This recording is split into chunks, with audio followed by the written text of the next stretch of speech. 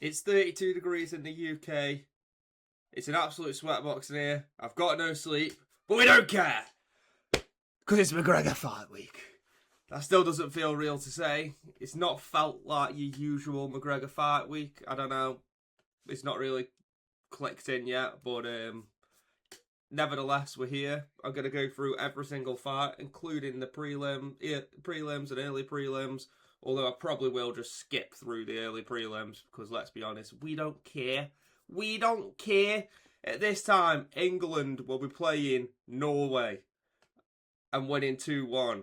Harry Kane, Anthony Gordon, Erling Haaland. You heard it here first. But I'll give more and more analysis to the fights further up the card. For now, let's skip through these early prelims. Alessandro Costa, Cody Durden. You will never see me pick Cody Durden in the fight because I think he is dog. So, Alessandro Costa by finish. I will go. Ryan Gandra, Zachary Reese. Ryan Gandra is a favourite. I don't even know who he is. Zachary Reese is half decent. So, we'll go Zachary Reese. Faris Bashfarat versus Jean Garza.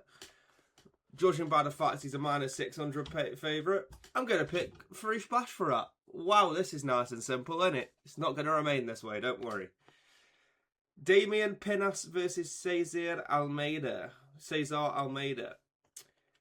Once again, no idea who Damian Pinas is. He kind of looks like that guy who's like got 11 wins and 178 losses, if you know what I mean. So for that reason alone, I'm going to pick Cesar Almeida. What analysis that is. First actual fight we care about. Tracy Cortez, Wang Kong. Banger. Absolute heater woman fight. Wang Kong obviously has an extensive kickboxing background, kind of similar to Valentina Shevchenko. I think it actually is better than Valentina Shevchenko's. But Tracy Cortez has got the well-rounded skills. She'll be able to box with Wang pretty effectively. She won't be able to play a kicking game with Wang, but she can take her down. And in these type of fights, you've always got to somewhat favour the one with the grappling edge. It's just how it works. The grappling it's a bit overpowered, let's be honest. So I would probably slightly lean. I think the odds are spot on. You've got to slightly lean for Tracy Cortez, but you can't write Wang Kong out. You wouldn't be surprised to see her knock Tracy out, but I would lean Tracy Cortez to win a decision or win by submission, but don't be surprised if she gets chinned. Yeah, that is the take on that one. Tracy Cortez decision, don't be surprised if Wang knocks her out. Right, onto the good shit. Luke Riley! If you've been watching Cage Warriors, you know about Luke Riley and you've been waiting for him to get a chance in the UFC. The bro's all-out action. He's either getting knocked out or he's knocking somebody out. And he ain't been knocked out yet. He's about 13-0. Let me just extend that, just to check I've got that right. And he is the boy, yeah, 13-0. The absolute boy. Such an exciting fighter. Me and all my boys love him. I'm just hoping this isn't the one where he gets chinned, because it's kind of just like an eventuality that he will get chinned one day. I just don't think it's in this one. But I wouldn't be surprised. You can never go into a Luke Riley fight incredibly confident. So, yeah, there's that. I would take Luke Riley by finish, but I wouldn't be surprised if he got finished ever against anyone. Like if Luke Riley was fighting... Who even is featherweight champ at the minute? Volk. If he was fighting Volk, you wouldn't be surprised to see him get knocked out. You wouldn't be surprised to see him knock out Volk. That's just the type of fighter he is. So I'll go Luke Riley by finish. Right. Cody Garbrandt, Adrian Yanez. I can never back a man with that face tattoo. It's just the facts of the matter. Although, plus 325 on Cody Garbrandt probably ain't a bad play. Adrian Yanez is younger. He's got the speed advantage. He can box just as well as Cody. And he's got the grappling advantage. It's hard not to favour Adrian Yanez in this, as sad as it is. If Cody Garbrandt was 10 years younger, you might be able to, you know what I mean, favour Cody Garbrandt, but he isn't.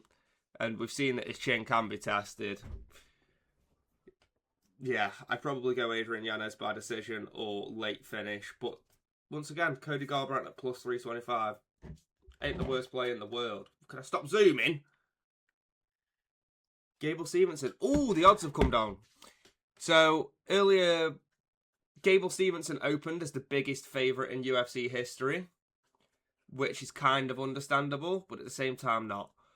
He opened at minus 2,500. He's now minus 2,000. And that's for the reason that nobody should ever be a minus 2,500 in an MMA fight unless it's Khamzat Chimaev fighting my little sister. That's the only reason anyone should ever be a minus 2,500 favourite. Gable Stevenson obviously has an extensive wrestling background. And he looks to be an unreal athlete, but anyone can get chinned. You'd expect Gable to win within the first minute, never mind the first round. But if you want to chuck a father on Alicia Ellison, go ahead. It's not the worst thing. Plus 1,000, you might as well. But if Gable Stevenson doesn't win in the first round, it is gonna grip. That being said, he's untested, so we don't really know a lot about him other than that he's a bad man wrestler and explosive. This one concerns me, and the odds confuse me. Robert Whittaker, Nikita Krylov. All the homers love Robert Whittaker. We know this, but we've seen him get finished a fair bit recently, and that's at middleweight. He's going up. We know about Lighterman skill. Lighterman skill is a real thing. When a fighter goes up from a lower weight class, they're usually the more skilled fighter. But he's fighting Nikita Krylov, and Nikita Krylov is incredibly underrated. I think he's underrated because he had so much time off. But he came back and he had competitive fights with like Jan Blachowicz, and Nikita Krylov's good, man. He's good. And he's been in the UFC for, 15 years now, other than like the couple of years that he got cut in the middle of that. We're rooting for Robert Whittaker. We're rooting for him to be able to bounce in and out of range like we know he can so well. But I think that's going to... His style, I don't think will translate very well to light heavyweight.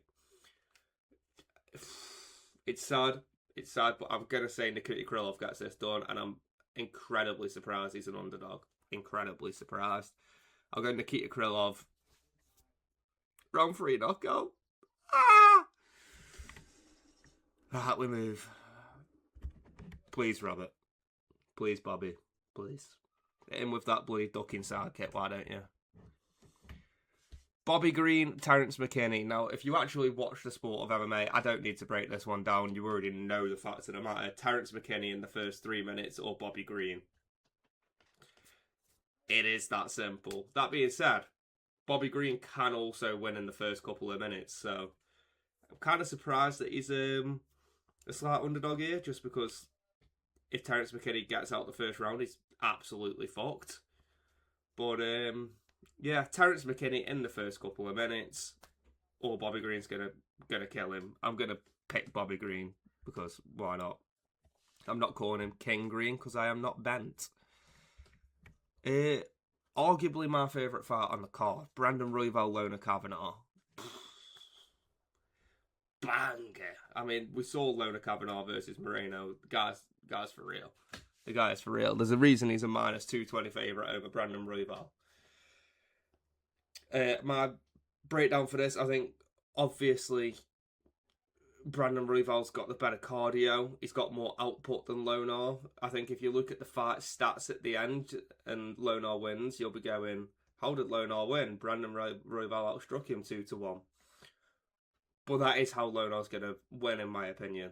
I think Brandon Royval will win like 10 minutes of the fight. But the 5 minutes that Lonar wins throughout the 3 rounds will just be big moments and big moments. So you'll look at it, and Brandon Royval will land a lot. He'll be having a lot of success until he's not.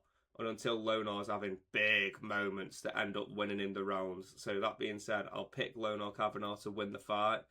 even though I think Brandon Royval will win most of the fight. MMA's about moments. Moments get you the rounds. Moments get you the win. Come on, Lona.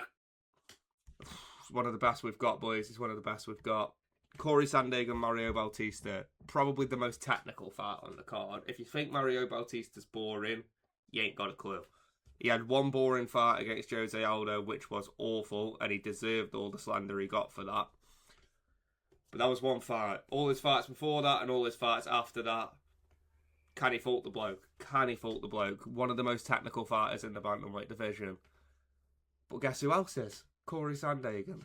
If you want to watch breakdowns, Corey's breakdowns are the best that you're going to get. If you want to see scrambles, he's got some of the best scrambles you're going to get. He's got technical kickboxing. He is MMA. Corey Sandhagen is MMA. All the homies love Corey Sandhagen. So this is probably the hardest one to call. I would slightly lean Mario because I think he's going to be more willing to go with like a top control game than Corey Sandhagen is. That being said, I wouldn't like to make a pick on this fight, and if you're thinking about betting on this fight, just don't do it. Just don't do it. It's way too close. There's way too many ways to win for both fighters that it ain't worth betting. Do not bet on that fight. Just appreciate the love of the game, boys. Just appreciate it. Benoit Saint Denis, Paddy Pimblett. I cannot believe that Paddy Pimblett is an underdog here. I cannot get my head around it. I think the bookie's reasoning for doing it is Benoit's got big power. He's coming off 4 straight wins, and Paddy fights like this. We all know Paddy fights like this. Chin in the air. He's very hittable. Sorry. But if we go strike for strike, I give Paddy the striking advantage. I give him the distance management advantage. I give him the grappling advantage. I think he's got a good enough chin to be able to withstand if BSD does land a couple. And I don't see many ways to win for Benoit Saint Denis. Because his way to win is to knock Paddy Pimblett out. And as we know, Scousers don't get knocked out. It's not possible, that. It's not possible. Completely baffles me. Benoit Saint Denis throws like he's dreaming. Throws punches like he's in his dreams. Paddy doesn't look the most technical, but it's a lot more technical than people give him credit for. I mean, look at that Michael Chandler finish. Absolute stud. He went 5 rounds with Justin Gaethje and landed bombs on Gaethje. It's not like that was a one-sided affair. I know it was on the scorecards, but if you watch the fight, it was not one-sided. Why am I yawning, man? I'm going Paddy Pimblett, and I'm quite confident in it. I am quite confident in it. Paddy can be chinned. I don't think Benoit's going to be able to chin him at all. So yeah, Paddy Pimblett by finish. I'll go round 2 submission. Round 2 submission. Right. The Mac is back. You're doubting me? You're doubting me? Yeah, I am doubting you, mate, to be honest with you. If you're a Conor McGregor fan, please forgive me for what I'm about to say, but you'll probably agree with most of it anyway, unless you're completely delusional. Max Holloway should win this fight pretty easily if it gets out the first round. I know you've heard everybody say this, and I know this is common analysis. It's because it's true. You cannot come back with a titanium shin bone off that injury after 5 years out of the game and look like the same fighter. Never mind look like the same fighter. Go 5 rounds. It's practically impossible. Conor McGregor's live for the first. I'll give him a bit longer. I'll give him 7.5 minutes. He's very live. He's going to be dangerous with his boxing. But it ain't like Max is a scrub boxer. Now, with this fight being at 170, it's a lot more interesting. If this was at 155, I genuinely give Conor McGregor a 5% chance. With it being at 170, I give him a 20-25% chance. He's going to be boxing. He's going to be plodding. You ain't seeing that bouncy McGregor that we're all used to. You're seeing a plodder, an absolute plodder. He's going to be boxing heavy on his lead leg that's absolutely cooked. Let's be honest, Max Holloway knows this as well. Max Holloway is smarter than I am when it comes to fighting. He is going to be chopping that leg. Chopping that leg. Early, he ain't going to be exchanging too much with McGregor because why would you? And the longer that this fight goes, the more it'll start looking like a Max Holloway fight rather than a Conor McGregor fight. Conor McGregor is incredibly live early with his boxing. We know this. He's going to have immense power at 170, and especially now his fights in a boxing stance. He ain't in a kickboxing stance. He's going to have power with them hands, and if he does land on Holloway, do not be surprised if McGregor knocks him out in the first or second round. That being said, do not be surprised if this starts to get hard to watch as the fight goes on.